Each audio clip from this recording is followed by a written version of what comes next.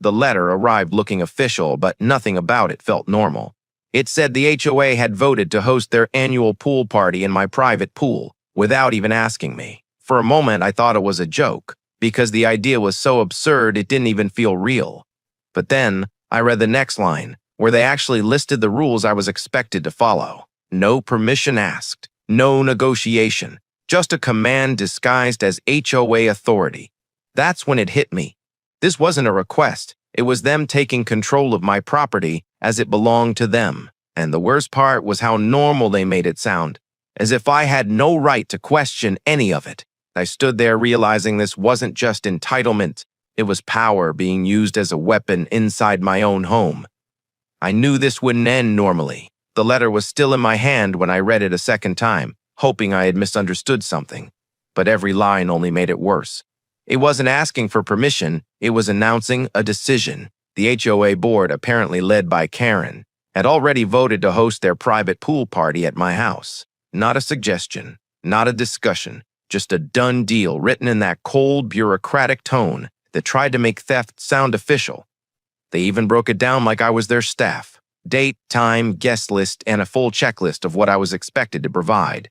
Towels, refreshments, seating arrangements, everything. It felt less like a neighborhood association and more like someone handing me a job I never applied for. The most insulting line was the one that said non-board members would not be allowed during the event, including me, in my own backyard.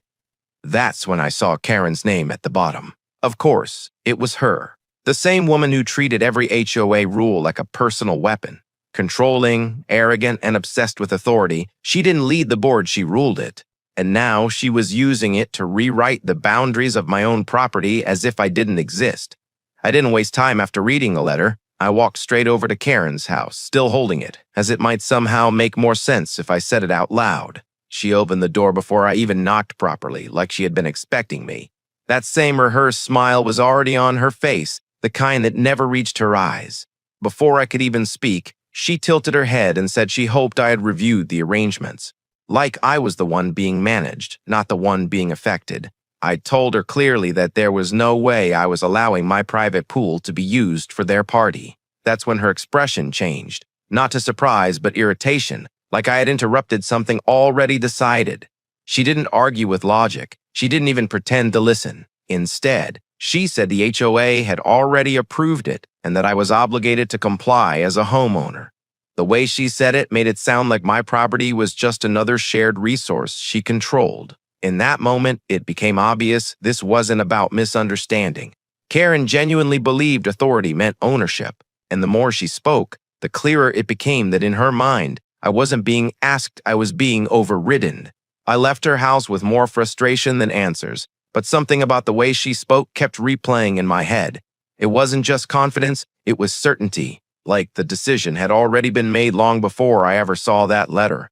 That's when it stopped feeling like a simple dispute over a pool and started feeling like something much more deliberate. This wasn't Karen misunderstanding boundaries. This was Karen testing them, seeing how far she could push before someone pushed back. And the HOA wasn't just backing her up. They were enabling it, giving her authority that had no business reaching into private property. The more I thought about it, the clearer it became that this wasn't about a single event. It was about control. If I just refused, she would twist it into me being the problem. That much was obvious now. She didn't want cooperation. She wanted compliance so she could prove she had it. And if I resisted in the wrong way, she would use the same system she was abusing to paint me as the aggressor. Walking back home, my frustration started shifting into something else, something quieter, more calculated.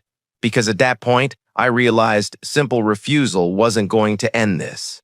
I needed something bigger. I didn't call Karen again, and I definitely didn't go back to argue. Instead, I started thinking differently, less about stopping her, and more about making sure she understood exactly what she was doing. Because at that point, it wasn't just about a pool anymore. It was about boundaries being crossed so casually that it almost felt rehearsed. That night, I reached out to my friend James.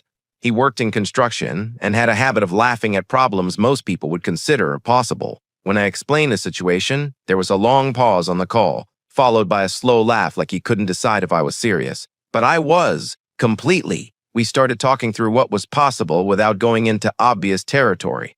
Not destruction, not anything illegal, just controlled change. Something that would shift the environment at exactly the right moment when everything looked normal on the surface. The idea slowly started forming between us, piece by piece, like building something that only revealed its purpose at the very end.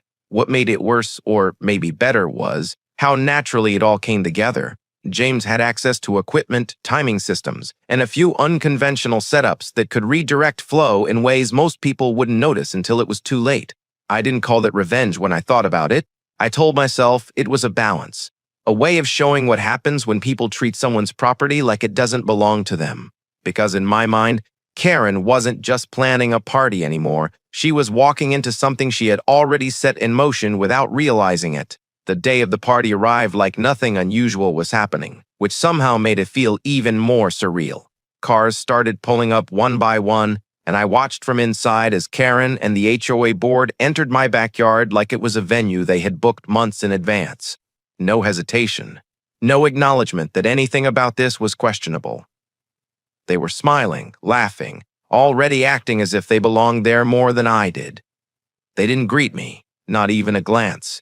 It was like I had become part of the background in my own space. Within minutes, they had taken over the pool area, spreading out towels, drinks, and decorations, as if my property had been transformed by their approval alone. Karen was at the center of it all, giving instructions like a coordinator at some exclusive event, completely comfortable in her assumption of control.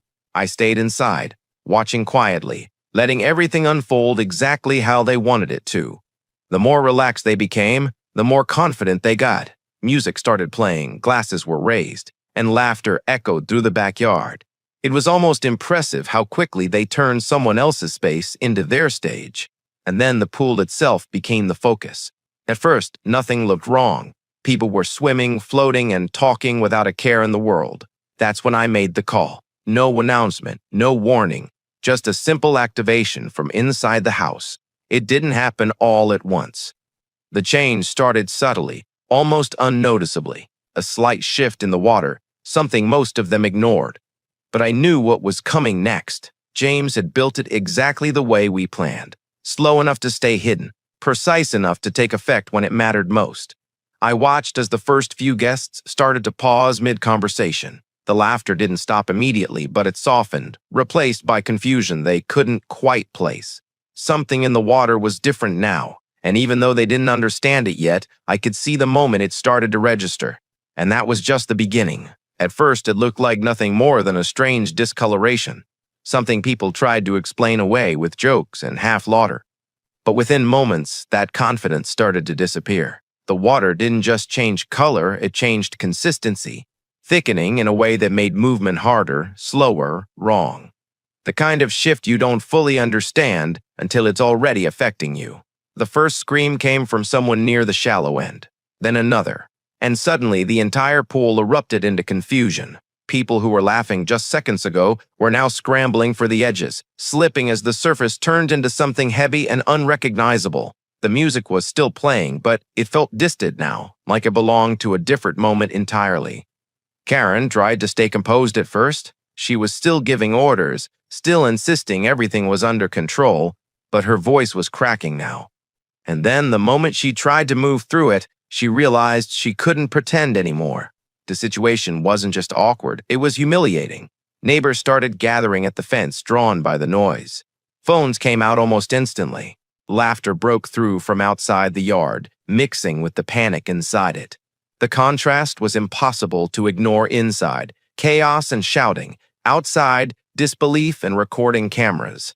Karen's control disappeared completely when she slipped and fell, covered in what was now clearly not just water. The sight alone was enough to shift the entire energy of the moment. Everything she had tried to project authority, dominance, confidence, collapsed right there in front of everyone watching. And for the first time, the party didn't feel like it belonged to her at all. The police arrived just as everything reached its peak of chaos. Karen rushed toward them, trying to speak over everyone at once, insisting she was the victim and that I had sabotaged an authorized HOA event. But the moment the officers looked around, the story didn't hold up the way she expected. Neighbors immediately stepped in, explaining everything clearly. The letter, the lack of permission, the fact that this was private property. Phones were already out, showing recordings that contradicted every claim she made. The more she talked, the more the situation unraveled in real time. The officers turned their attention back to Karen, and the tone shifted completely. What she thought was authority was now just accountability catching up. The HOA board went silent, and for the first time, Karen had no control over the narrative she created. By the end, it wasn't her party anymore, and it definitely wasn't her victory.